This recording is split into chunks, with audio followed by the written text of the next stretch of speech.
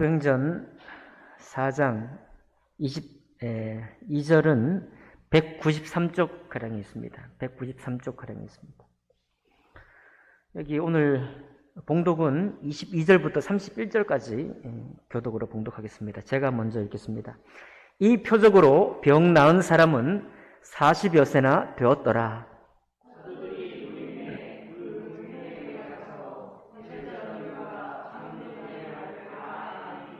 그들이 듣고 한 마음으로 하나님께 소리를 높여 이르되 대주제여 천지와 바다와 그 가운데 만물을 지은 이시오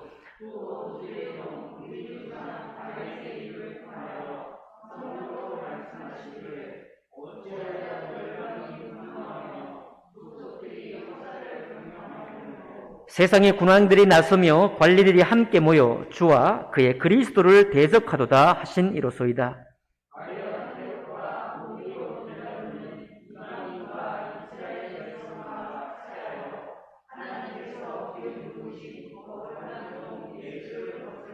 하나님의 권능과 뜻대로 이루려고 예정하신 그것을 행하려고 이 성에 모였나이다.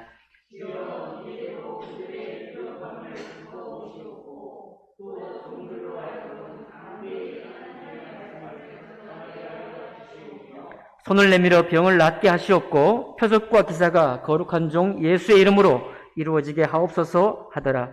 빌기를 다하매 모인 곳이 진동하더니 무리가 다 성령이 충만하여 담대히 하나님의 말씀을 전하니라. 아멘. 말씀과 예배를 위해 기도하겠습니다. 살아계신 하나님 아버지, 오늘 이 저녁에도 저희들의 3일 동안의 삶을 격려하시고 또 말씀으로 도전하시고 또 성령으로 충만케 해주실 것을 생각할 때 감사드립니다. 하나님, 우리는 연약하고 또 부족하여서 세상에 있는 모든 삶과 우리의 모든 관계들 속에 또 우리가 하는 일들 속에 또 낙담이 되고 실망할 때가 있습니다. 때로는 버거운 일도 있습니다. 주님께서, 천지를 지으신 주님이 또 하늘과 땅을 다스리시는 주님께서 우리의 마음을 아시오니 하나님의 전능하신 능력대로 역사하시고 또 주님의 은혜를 받을 만할 때 받을 수 있도록 하나님 성도님들의 마음을 축복해 주시옵소서. 이 예배를 또한 사용하여 주시옵소서. 주님께서 영광 받으시기를 원하오며 귀하신 우리 주 예수님 이름으로 기도하옵나이다. 아멘. 오늘 읽은 말씀을 본문으로 해서 복음 앞에 흔들리는 세상이라는 제목으로 하나님 말씀 나누겠습니다. 예수님께서 천국을, 하나님 나라를 비유하시기를 겨자씨 한 알과 같다라고 비유를 했는데 기억하시나요? 겨자씨 한 알과 같다. 세상에 그것보다 적은 게 없다 이거예요. 겨자씨 한 알보다 적은 것이 없는데 그 작고 작은 그 씨가 천국이다 이렇게 얘기했어요. 근데 그 작은 천국이 결국은 금세 자라서 새들이 깃들일 만한 겨자 나무숲 혹은 겨자 풀숲이 된다라고 주님께서 비유하셨습니다. 주님께서 또 천국을 비유하기를 작은 누룩 한 덩이와 같다 그랬어요. 누룩 한 덩이. 덩이가 되죠? 누룩과 같다. 그 누룩을 빵에 이렇게 넣으면 삽시간에 이제 부풀어요. 그 작은 누룩이 그릇에 들어가서. 그러니까 우리가 지금 이제 코로나를 마치는 시간에 있고 또 21세기 그것도 첨단 이 세상을 달리는 사회 속에 살고 있으면서 우리가 스스로 자괴를 하기도 하고 또 신앙에 대해서 의구심을 품을 때도 있습니다. 이거는 비단 오늘 우리뿐만 아니라 사실은 한 40-50년 전에 미국에서 또 특별히 세계 제2차 대전, 한국전쟁 이런 전쟁통에 수백만의 사람들이 죽어간 바로 그 현장 속에 있는 교회들은 우리보다 더 했어요. 우리보다 더 했습니다. 예배를 드리고 싶어도 예배를 드릴 형, 동생이 없습니다. 예배를 드리고 싶어도 부모님이 안 계셔요. 어떻게 됐습니까? 그 전에 다 예배 드리는 사람이 전부 다 전쟁통에 잘못된 겁니다. 주님의 복음, 교회, 예수 이렇게 하면서도 그런 때를 만나면 교회가 할 말을 잃게 되는 경우가 많습니다. 이게 우리는 점점 더 시대가 악해진다고 생각을 하고 또 점점 더 사람들이 믿음에서 떠날 일이 많다고 보지만은 점점 더 그럴 일이 많긴 하지만 사실은 매번 매번 그런 일이 있어왔습니다. 이 역사 속에 한 번도 빠짐없이. 가톨릭 교회가 강성했을 때는 교회 스스로 욕을 보였는데, 우리 코로나 시국에 교회를 싫어한다고 하는 사람들이 많이 늘었다고 했습니다. 이것보다도 중세교회는 더 심했어요. 중세교회는 더 부패가 심해가지고 아주 사람들이 쩔레쩔레 흔들 정도로 부패가 심했습니다. 여기 오늘 사도들이 이 기적을 행한 이 순간은 우리보다 더 말할 수 없이 교회라는 것이 존재하기도 하지도 못했던 시대예요. 우리처럼 이 교회라는 것이 성북교회가 있고 어디도 가자교회가 있고 이런 교회 이름이 아예 없을 때입니다. 교회조차 존재하지 않을 때예요. 그러니까 천국의 말씀에 대해서 하나님의 교회에 관해서 이 말씀은 아주 세상에 없던 때예요. 복음이 아예 세상에 없던 때입니다. 그러니까 얼마나 어렵겠어요. 얼마나 하나님이 예수님께서 오셔서 때로는 한생병도 치료하시고 안전병도 일으키시고 많은 기사를 베푸셨지만은 이 당시의 사람들의 생각은 얼음장 같은 거예요. 지금 현재 우리 대한민국보다 훨씬 더 얼음장 같은 때가 이 초대교회였습니다. 우리는 때로 초대교회는 성령이 충만했고 성령이 힘있게 강림했기 때문에 우리보다 훨씬 더 믿음의 형편이 좋았다라고 생각해요. 아닙니다. 절대 그렇지 않습니다. 여기 베드로와 요한이 예수님의 예수 그리스도 이름을 전했을 때 반대했던 대제사장들과 서기관들은 어떤 사람이었는가 하면 메시아를 기다리는 사람이었습니다. 그리스도를 기다리는 사람이에요. 근데 이 사람들이 구약 성경을 통해서 어떤 그리스도를 바라고 기다렸는가 하면 엄청나게 강력한 메시아가 임하셔서 로마 황제의 통치로부터 우리를 건져내실 것이고, 그 로마에 빌붙어서 정치적으로 성공하려고 하는 사람들, 그 꼴보기 싫은 사람들 다 피하실 것이고, 우리처럼 말씀을 중시하고 정말 하나님의 앞에 어떻게 하면 올바르게 사는 길인지 연구하고 묵상하는 우리를 천국에 높이 들 것이다. 그런 믿음을 가지고 있던 사람이 여기 대제사장과 서기관들이거든요. 그런데 그 사람들에게 예수님은 너무너무 초라한 분이에요. 이 예수님은 구약 성경에서 기대했던, 이사야 선지자가 예언했던 어둠을 이기고 빛으로 온 세상을 비출 그런 당당하고 영광스러운 백마 타고 오는 그런 메시아가 아니었습니다. 정말로 그분들이 보기에는 주님이 하신 말씀처럼 겨자씨밖에 안 되는 거예요. 예수님의 복음이라는 것이 말도 안 되고, 일단 하나님의 아들이 죽는다는 것부터 말이 안 된다고 생각했습니다. 왜냐하면 하나님은 영존하시는 분이시거든요. 불멸의 존재가 있다고 한다면 누가 불멸의 존재겠습니까? 하나님이시겠죠. 하나님이 오셔서 사람들 손에 죽기까지 알고, 말이 안 되는 거예요.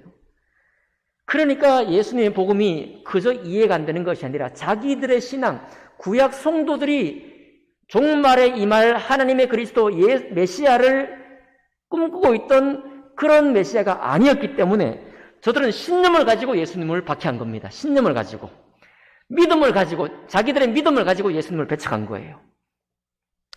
그러나 결국 오늘 우리가 신약 성경을 다 바라보고 있는 이때는 어떤 믿음이 잘못된 거예요? 유대인들의 믿음이, 대제사장과 서기관들이 가지고 있던 그 믿음이 하나님의 복음을 반대하고 하나님의 창세전부터 계획하신 그 계획을 도전하는 그런 신앙이었다는 것이 나타나고 있는 것이죠. 그럴 때에 베드로와 요한이 성전에 올라가서 예배 드리면서 다른 유대인들과 똑같이 하나님 한 분을 예배하기 위해서 올라갈 때 그 날 때부터 40년 된 안진뱅이를 일으켜 세운 것입니다. 나사렛 예수 그리스도 이름으로, 아무도 인정하지 않을 때 나사렛 예수 그리스도 이름으로 한 번도 일어날 수 없었던 그 놀라운 일을 그 현장에서 일으켜 세운 것입니다. 그랬더니 사람들이 어떻게 했나요? 말하지 말라고 하고 감옥에 가둬버리기도 하고 며칠 동안 구류시켜가지고 다시는 그 말로 아무 말도 하지 말라고 신신당부해서 책망하고서 쫓아냈잖아요. 그리고 쫓아냈습니다. 그 일을 겪고 나와서 하는 말이 23절 말씀입니다.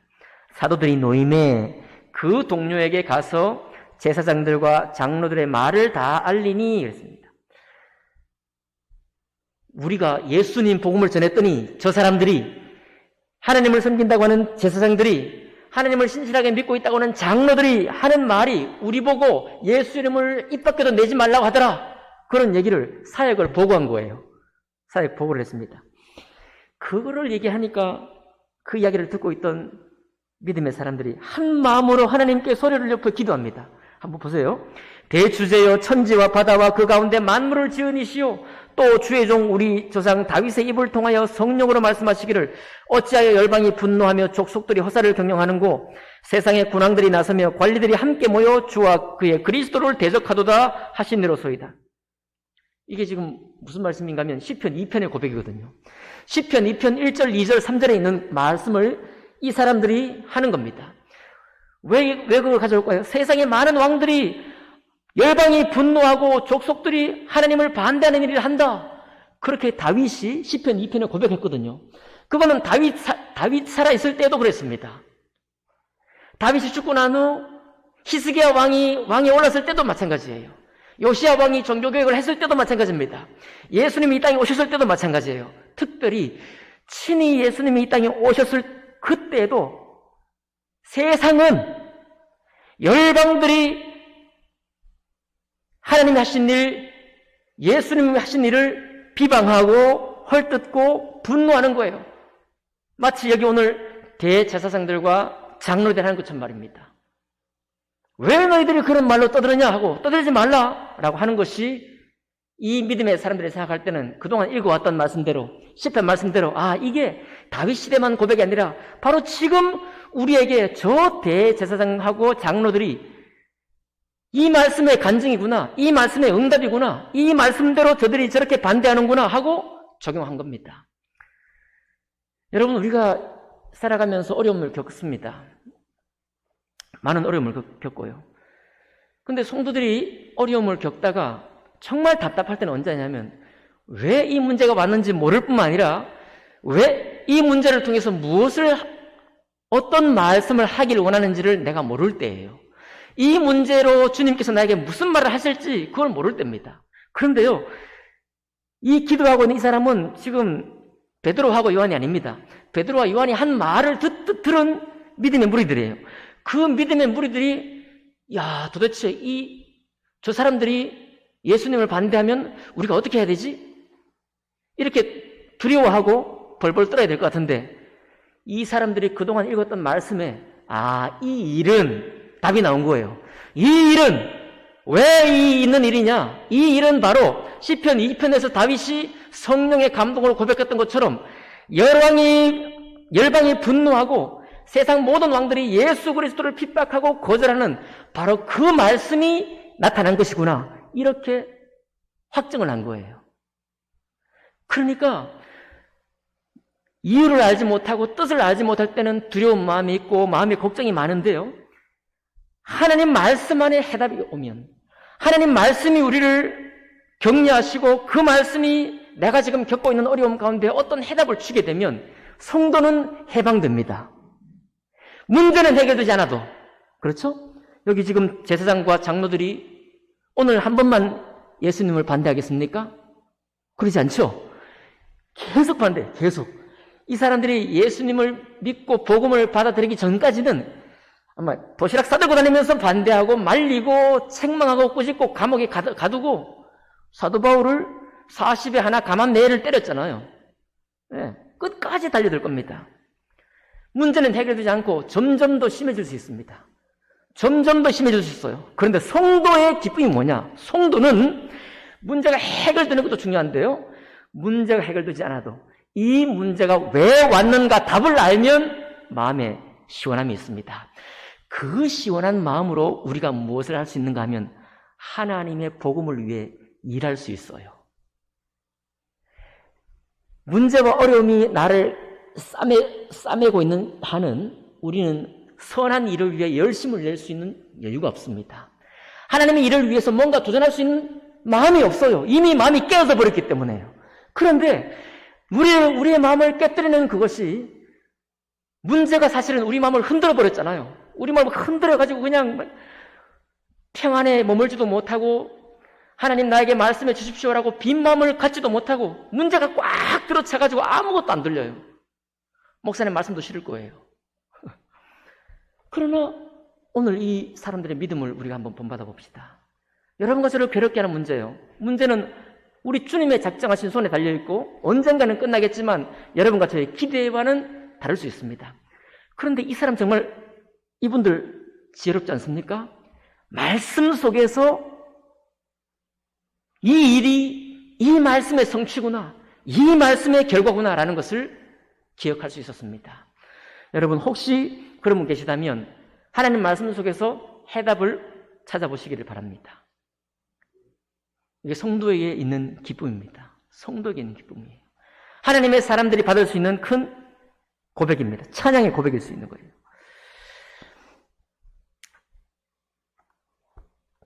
자, 그렇게 우리를 세상이 교회를 흔들어 놓고 세상의 어떤 많은 문제들이 우리 마음을 흔들어 놓을 때 도리어 복음이 저 사람들을, 복음이 세상을 흔들 수 있기까지 우리는 원하고 기도하고 도전하며 앞으로 나갈 줄 믿습니다. 그런데 이 사람들이 이렇게 하나님의 이름을 높이고 기도한 내용이 두 가지 있어요. 두 가지. 오늘 볼까요? 오늘 뭐라고 기도했는가 하면 29절 봅니다. 29절 보니까 주여 이제도 그들의 위협함을 굽어보시옵고, 지금도 저들이 우리를 위협할 텐데 그 위협을 주님은 살펴주십시오. 그러면서 또 종들로 하여금 담대히 하나님의 말씀을 전하게 하여 주십시오. 두 가지 기도 중에 첫 번째 기도가 저들의 위협함을 해결해 주십시오라고 하지 않았습니다. 저들의 위협함이 계속 있을 터이니 주님께서 주목해 보십시오. 주님이 저들의 위협 속에 위협을 살펴주시고 그 사람들을 알아주십시오 하고 우리는 우리를 할 텐데 우리는 담대히 하나님 말씀을 전하게 인도해 주십시오라고 기도합니다. 우리가 지금 이 말씀을 묵상할 때 언제 우리가 전도에 복음의 말씀을 전하고 하느냐 생각하니까 깝깝해요. 깝깝해요. 2년 반 전, 3년 반 전에도 우리가 참 애써서 아파트 단지로 복음을 전하러 참 용기를 내가지고 한 달에 한 번 또 교회적으로 해가지고 나갔는데 지금 복음을 들고 나가려니까 깝깝합니다. 제 마음이 벌써 깝깝해요. 여러분 어떻습니까? 그러나 오늘 이 말씀이 우리에게 격려를 하는 겁니다. 이 말씀이 우리를 격려하는 거예요. 우리는 지금 우리를 둘러싼 문제가 좀 심각해요. 복음을 사방에서 우겨싸고 있는 교회적인 교회의 잘못 때문에 혹은 코로나라는 이런 여러 가지 이유들 때문에 많은 악소문들, 많은 잘못된 이유들 때문에 교회에 대한 호의적이지 못한 이 환경이 우리에게 조성되었습니다. 3년 전보다 더 안 좋은 환경이 조성됐습니다. 우리가 어떻게 할까요? 우리는 기도해야 합니다. 여러분, 왜냐하면 복음이 하나님의 말씀이 왕성하지 않을 때 우리 속에 나타나는 현상은 사람의 일이 왕성하게 된다는 겁니다. 하나님의 말씀이, 하나님의 일이 왕성하게 되지 않으면 사람의 일이 왕성해져요. 하나님의 향기가 왕성해지지 않으면 사람의 냄새가 교회에 가득하게 됩니다. 그러니까 우리가 살기 위해서입니다.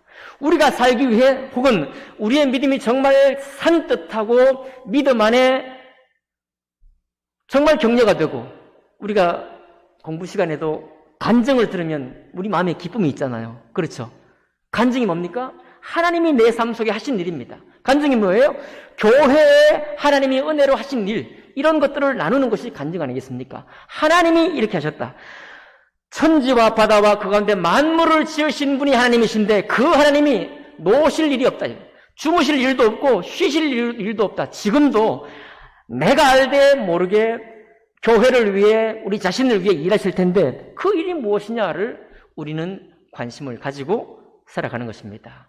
그리고 그 일이 왕성하게 되기 위해서 우리가 할 일이 뭐냐? 오 주님, 예수는 그리스도시요 예수께서 모든 것을 우리의 간구를 들으시고 응답하셔서 우리를 우겨싸고 있는, 사방에서 우겨싸고 있는 문제들로부터 우리가 넘어져 있는 것이 아니라, 우리가 거기에 말려 있는 것이 아니라 그 복음의 왕성함을 통해서 도리어 우리를 그렇게 우겨싸고 있는 세상이 흔들리게 도와주십시오. 이것이 그리스도인의 기도라는 것입니다. 우리가 기도해야 될 것입니다. 그렇죠? 여러분, 우리가 환경은 이렇지만 기도할 수 있잖아요. 아멘이죠? 갑자기 뭘 하자는 얘기가 아니라 기도할 수 있습니다. 우리 기도하자는 거예요. 다시 말씀드립니다. 하나님의 하신 일이 왕성하지 않으면 사람의 일이 교회에서 막 왕성해져요. 정 떨어져요, 그러면. 우리 복음송가 가수 중에 박종호라는 분이 있습니다. 박종호는 정말 제가 첫 믿음을 가질 때, 그러니까 90년대 초반, 80년대 말부터 90년대 초반까지 이분이 서울대 성악과 만점자십, 거의 A만 받은 사람이거든요. 조수미랑 동기고, 조수미는 그 길로 계속 나가가지고 세계적인 소프라노가 됐잖아요. 박종호 어떤 사람이냐? 이 사람의 성량과 목소리가요, 세계적인 테너라고 기대하고 극찬했던 사람이 박종호입니다. 그런데 주님 불러서 복음을 노래하는 가수가 됐잖아요. 복음을 노래하는 가수가 됐습니다. 가끔 최근에도 하는 얘기 보면 가만히 그냥 그 길로 갔으면, 성악가의 길로 갔으면 조수미에 준하는 사람이 됐을 거라고 약간 그런 아쉬움이 묻어나는 그런 고백도 합니다. 근데 그가 그렇게 복음송가요. 누구든지 할 수 있는 복음송가 아닙니까? 우리 구원받은 사람이면 전부 다 복음송가의 가수가 돼가지고 막 다니다가 어쨌든 시험도 들고 가만히 있으면 대성악가가 됐을 텐데 그냥 교회 찬송하다가 여기도 가서 찬양하고 저 큰 교회도 찬양하고 또 자기의 주신 사명 가지고 찬양하다가 교회에 대해 환멸을 느끼잖아요. 교회에 대한 환멸만 느꼈겠습니까? 인간에 대한 환멸. 거기서 헤어나오는 것이 쉽지 않았습니다. 그는 암 수술도 몇 번 했어야 돼요. 스스로 그 많은 문제로부터 정말 하나님 한 분만을 바라볼 수 있기까지, 다시 그 신앙이 회복되게 하기까지 하나님께서 그를 아주 세게 쳤습니다. 세게 치기도 했어요. 그분의 신앙의 회복이 어디서 왔느냐? 사람들이 달라져서 오지 않았습니다. 환멸을 느낄 사람들, 그런 교회의 모습들이 사라졌기 때문에 그가 회복된 게 아닙니다. 오직 그가 회복된 것은 자기 삶에 역사하신 하나님의 은혜, 죽을 고생 가운데 있다가 회복하신 하나님의 은혜, 전적인 그 하나님의 은혜를 만나서 회복된 거예요. 그 일을 통해서 지은 노래가 하나님의 은혜입니다. 하나님의 은혜. 하나님의 은혜. 그 좋은 찬양을 그 과정을 통해 지은 거예요. 여러분, 우리가 수가 작고 많고 떠나서 지금 현재의 시대가 어떤가를 떠나서 누구든지 거듭난 성도요 교회의 일원이면 우리가 기도를 쉬지 말아야 하고 계속해서 우리 마음을 새롭게 해야 될 것이 뭐냐면, 하나님의 역사하심, 말씀의 역사하심, 이것이 우리 속에 계속되기를 원합니다. 내가 무엇을 해야 할까요? 라고 하는 그런 기도가 될 것입니다.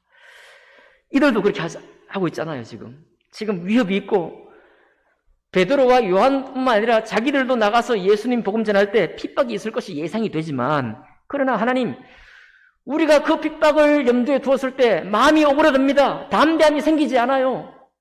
도망가고 싶어요. 그런 마음이 일순간 그 교회를 다 사로잡을 수 있을 때 이 사람들이 담대히 시편의 말씀을 적용하고 그리고 주님 앞에 기도하는 거예요. 기도하니까 무엇이 물러나느냐? 그런 염려와 걱정으로부터 우리 마음이 건짐을 받아요. 내가 흔들렸는데 흔들리게 했던 마음의 문제들은 사라지고 흔들려서 도망가고 내 마음은 다시 주님 앞에 온전히 서게 된 것입니다. 그 한 가지를 위해 놓고 기도했습니다. 우리도 기도할 수 있기 원합니다. 정말 청년들이 주님의 일을 위해서 헌신하는 우리 청년들이 있기를 원합니다. 우리 오랜 기도 제목에 우리 가족이 예수 믿고 구원받는 역사가 있기를 원합니다. 우리가 이런 일들이 너무 오랫동안 생기지 않을 때 우리는 어려움에 처합니다. 같이 기도하실 생각을 하나님이 주시기를 원합니다. 담대히 하나님의 역사, 담대히 주님의 일을, 주님 말씀을 전할 수 있도록 우리에게 힘과 능력을 주시옵소서. 자, 두 번째입니다. 두 번째 기도한 게 뭐냐면은 30절입니다. 손을 내밀어 병을 낫게 하시옵고 표적과 기사가 거룩한 종 예수의 이름으로 이루어지게 하옵소서 하더라. 오늘 기도도 하셨습니다. 우리 지금 현재 눈앞에 우리 김봉료 성도님이 계십니다.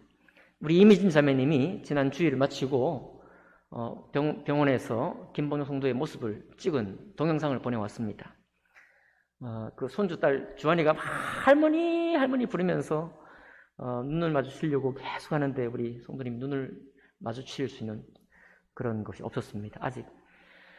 그러니까 우리 돕는 분이 어깨 근육을 계속 풀어주면서 이렇게 하시더라고요. 몸을 계속 푸셔야 하고 또 다른 어떤 합병증이 생기지 않도록 관리를 계속해야 하고 물리치료를 계속 받아야 하고 필요한 때마다 병원에서는 노력을 해야 합니다. 또 그렇게 하고 있습니다. 하나님께서 우리 김봉료 성도님에게 기적을 베풀어 주시기를 원합니다. 그분 한 분만의 일이 아닌 것을 우리는 알 수 있습니다. 여기 보세요. 손을 내밀어 병을 낫게 하시옵고, 여기 이 기도를 하는 사람 중에 병이 있는 사람이 모두가 다 병이 있는 것이 아닙니다. 모두 어려움에 처한 게 아니에요. 지금 40년 된 날 때부터 안전병이었던 그 사람의 변화를 보고 성령께서 역사하시는 것을 목격했고, 이런 일들이 계속 있어져서 세상이 우리를 비난하고 핍박할 때 우리의 마음을 더욱 담대히 불러일으킬 수 있도록 주님께서 도와달라는 그런 기도예요. 그러니까 우리의 기도는 한 분 성도님만을 위한 기도가 아닙니다. 그분이 주님의 기적과 주님의 도우심을 통해서 회복되는 것이야말로 우리가 회복되는 길이에요. 아멘 합시다. 우리의 잠자는 믿음, 때로는 실망된 믿음, 그렇지 못한 역사를 계속 일들을 많이 오랫동안 봤던 사람에게 하나님이 일하신다는 사실을 우리에게 새롭게 간증으로 나타내실 그런 제목이 되겠습니다. 기도해 주셔서 감사합니다. 지금까지 기도해 주신 거 감사하고 또 앞으로도 계속 기도하실 것을 생각할 때 감사합니다. 그러나 주님께서 오늘 우리의 몸된 교회를 보시고 하나님의 기적의 역사를 이때에 일으킬 만한 이유가, 이때 이 교회를 도와줘야만 할 이유가, 이 교회를 주님께서 이루셔서 오른손으로 주님이 치료하셔야 할 만한 이유가 우리 속에 분명히 있기를 원합니다. 우리는 다만 그분의 회복만이 우리의 일의 끝이 될 수 없습니다. 하나님 앞에 온 교회가 온전히 세워지는 것이 우리의 목적이겠어요. 맞나요? 베드로와 요한만 지금 열심히 일하고 있는 게 아닙니다. 이 지금 그 고백을 들었던 모든 사람들이 다윗의 고백이 바로 우리의 고백이다. 이 상황의 고백이다. 이렇게 고백할 정도면 이 사람들이 성경을 얼마나 많이 알았다는 겁니까? 얼마나 성경을 사랑했다는 겁니까? 얼마나 하나님의 말씀을 존중했다는 겁니까? 답이 없을 때, 아직도 뚜렷한 주님의 역사가 없을 때조차도 항상 하나님 말씀 앞에 그 말씀을 내 삶 속에 적용하고 내가 그 말씀을 순종하기 위해서 얼마나 수고했다는 겁니까? 그리고 얼마나 하나님의 일을 기다렸다는 겁니까? 여러분, 예수님께서 오시기 전에 십자가에 죽으시고 부활하시기 전에 이 땅에 탄생하실 때도 시몬, 안나 제사장들이 눈이 빠지도록 기다렸잖아요. 메시아 오실 것을 기억하십니까? 누가복음에 시몬이라는 자가 나이가 들고 눈이 침침해질 때까지 기다렸는데 태중에 있는 복중에 있는 예수 그 소문을 듣고 주여 이제의 종을 편히 쉬게 하시는군요 라고 고백한 것을 우리는 기억합니다. 그분은 예수님이 십자가에 돌아가시는 것도 못 봤어요. 그분은 예수님이 사흘 만에 부활하는 것도 못 봤습니다. 그럼에도 불구하고 하나님, 어떤 하나님입니까? 대주제요 천지와 바다와 그 가운데 만물을 지으시니 그분이 언약대로 일하실 것을 미리 알았기 때문에 평생토록 그 일을 기다린 것입니다. 대단하죠? 평생 기다린 거예요, 평생. 이제야 종으로 평안히 주님께로 갈 수 있도록 놓아주시는군요. 그 믿음이 얼마나 갸륵하고 얼마나 복된 믿음인가요? 여러분 보시기에 제가 교회를 목양하면서, 목표하면서, 그리고 2022년 오늘 5월 11일 오늘을 지나가면서 우리 교회를 주님이 사용하셔야 할 만한, 주님께서 이 얼음장같이 더 굳어져 있는 이때에 하나님께서 우리 교회를 사용하셔야 할 만한 그런 어떤 목적이며 그런 어떤 비전이며 그런 확실한 말씀이 상호간에 보여지기를 원합니다. 그게 없는데 주님이 주님 뜻하시면 다 하실 수 있겠지만, 그렇죠? 여러분, 예수님께서 뭐라고 하십니까? 한센병 환자, 문둥병 환자 10명이 있지만, 수많은 과부들이 있지만, 사라박과하고 한 명만 구원받았다라고 예수님이 지목했잖아요. 세상의 의술은 보편적으로 다 그 질병이면 이 약으로 다 고칠 그런 것을 추구합니다. 주님의 복음은 그렇지 않아요. 주님의 복음은 받는 사람, 믿는 사람, 그 사람의 역사입니다. 주님의 역사는 받을 만한 교회, 받을 만한 성도, 받을 만한 목사, 받을 만한 교회 위에 하나님 역사한다는 거예요. 왜요? 겨자씨 하나리라도 거기 천국이 심겨지면 우리가 알지 못하는 사이 순식간에 새들이 깃들일 만한 커다란 나무가 되게 하는, 그게 바로 하나님의 계획이기 때문에 그렇습니다.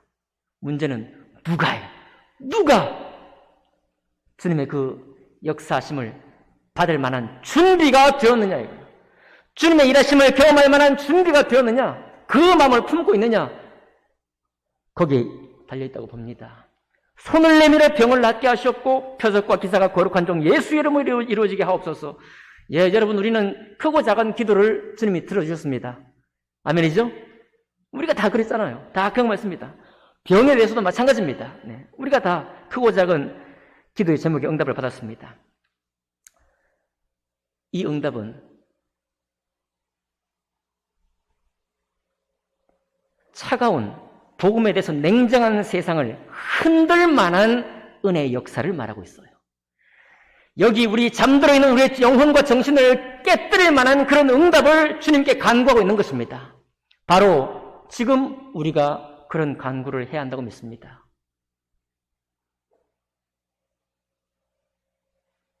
여러분 이렇게 믿으시나요? 우리에게 필요해요.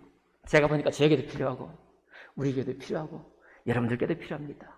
우리의 믿음의 눈이 주님 말씀하실 때 어디에서 떨어졌는가 살피고 그랬거든요. 어디에서 주님이 우리에게 주신 비전을 품지 못하고 나의 비전 다른 사람들이 품는 비전으로 떨어졌는지, 하나님을 기대할 때 어느 만큼의 하나님을 기대하는지 그 자리를 살펴서 주님께로 돌아가라는 겁니다. 주님이 보여주는 비전 가운데로 나아가라고 오늘 말씀하고 있는 것입니다. 자, 이 두 가지를 기도했습니다. 했더니 31절에 빌기를 다음에 모인 곳이 진동하더니 우리가 다 성령이 충만하여 담대히 하나님의 말씀을 전하니라. 예, 먼저 아멘합시다. 그리고 끝으로 이와 같은 역사를 주님께서 일으키시니까요. 32절부터 37절까지의 응답이 뭐냐면 소유에 대한 집착에서부터 해방이 되어버렸습니다. 사도행전 2장에서도 그런 얘기 있었죠. 집은 다 있었지만은 자기의 자산을 팔아가지고 많은 가난한 사람들과 함께 공유하고 나눠줬다. 오늘 여기 다시 모든 물건을 통용하고 다 자기 소유라고 주장하지 않고 소유를 향해 달려가지 않고 공유를 향해서 물건을 내놓고 있습니다.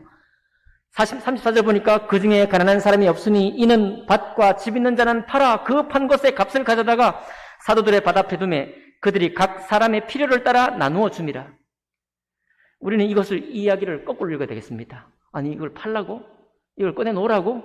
있는 거 다시 또 내놓으라고? 이렇게 읽을 게 아니라, 여러분, 제 아내는 우리 청년들이 막 기특하고 귀여우면은 별로 없는데도 막 이렇게 밥을 사 먹입니다. 제 사모만 그렇지 않죠? 여러분들도. 뭐 어떻게 기특한 거 보면 막 지갑이 열리잖아요. 지갑이 열리면서 기쁘잖아요. 아닌가요? 지갑이 열리는데 기뻐요. 그 경제적인 계산이 안 맞는 거예요. 지갑이 열리는데 기쁘다니 말도 안 되죠. 통장에 저축에 딱 저축이 되는 게 기쁜데 지갑이 열리는데 기뻐요. 우리가 다 그런 경험을 하잖아요. 섬기면서. 지갑이 열리는데 기뻐요. 왜 그렇습니까? 기쁘기 때문에 지갑이 열리는 거예요. 지갑이 연다는 게 중요한 게 아니라 기쁘기 때문에 주님의 역사가 너무나 놀랍기 때문에 하나님의 천국이 너무나 사모되기 때문에 이 세상에 없는 그와 같은 주님의 비전을 받고 보니까 소유한 것보다 하나님께로 받은 은혜가 더 커요. 이것이 실제, 이것이 내 마음의 실제가 되니까 현실보다 더 중요한 돈이 나오는 거예요. 그러니까 여러분, 우리가 꿈꾸고 우리가 사모해야 할 교회의 역사는, 성령 하나님의 역사는 이와 같은 기쁨과 이와 같은 은혜여야 하는 것을 우리는 알 수 있습니다. 그렇지 않으면 나아갈 수 못해요. 그렇지 않으면 우리 속에 신앙이 마냥 기쁠 수 없습니다. 아까 말씀드렸잖아요. 하나님의 향기가 가득하지 않으면 사람 냄새가 가득해진다고 말씀드렸잖아요. 어떻게 신앙이 행복하겠습니까? 어떻게 믿음의 생활이 좋겠어요? 만장 찬양이 나오겠습니까? 그럴 수 없습니다. 우리는 결단해야 돼요. 아, 그렇구나. 내가 힘을 잃고 신앙의 비전을 잃는 것은 나와 우리가 함께 경험한 하나님 말씀의 경험이 약하구나. 주님의 손으로 도우셔서 우리의 어려운 일을 막 해결하지 않더라도 우리 마음에 얽매인 모든 것들을 차고 나갈 수 있는 그런 기쁨, 그런 천국의 비전을 우리에게 주실 때구나 라는 것을 우리는 기억할 수 있는 것입니다. 그랬더니 구브로에서 난 레위 지파였던 바나바, 나중에 사도가 되는 바나바도 자기 밭을 팔아 그 값을 가지고 사도들의 밭 앞에 다투었어요. 이 기사보다 더 중요한 게 뭐예요? 하나님의 말씀이 왕성하기를 기도하고 주님의 손으로 치유의 기적을 통해서 이 복음이 더 왕성하기를 구했을 때 성령의 충만함이 저들 가운데 있었다는 기록입니다. 여러분과 저의 신앙생활이 여기 오늘 기록한 이 말씀처럼 그런 기쁨과 그런 감사로 충만해지기를 원합니다. 말씀을 마무리할까요? 지금 우리가 처해 있는 이 교회를 향한 환경보다 이때 환경이 훨씬 더 독하고 훨씬 더 어려웠고 훨씬 더 두려웠고 훨씬 더 심각한 상황이었다는 것입니다. 지금 우리 상황에 우리가 변명할 것이 못 됩니다. 우리는 마지막 때 하나님을 얼굴과 얼굴로 볼 겁니다. 성경의 약속처럼요. 지금 희미하게 보는 것이 아니라 주님이 우리 얼굴을 똑바로 보길 원할 거예요. 여러분, 아침에 일어나서 세수하지 않고 거울 보는 분 계신가요? 아침에 일어나서 세수하지 않고 거울 보면서 기쁘게 이기는 분이 계십니까? 아닙니다. 우리는 다 세수하고 거울을 봐요. 왜요? 그 얼굴을 똑똑히 바라보고 기뻐하기 위해서죠. 주님이 우리 얼굴을 그렇게 보기 원하는 거예요. 주님이 희미한 얼굴로 보기를 원하는 게 아니라 우리를 깨끗한 모습으로 우리를 복음 앞에서 하나님 말씀 앞에서 어떤 삶을 살았는지 그 삶을 축하하시고 격려하기 위해서 똑똑히 보기를 원한다는 겁니다. 우리 얼굴을, 우리의 삶을. 여러분과 제가 그런 소망을 회복할 수 있는 이 5월 또 우리의 믿음이 될 수 있기를 주님 이름으로 축복합니다. 기도하겠습니다.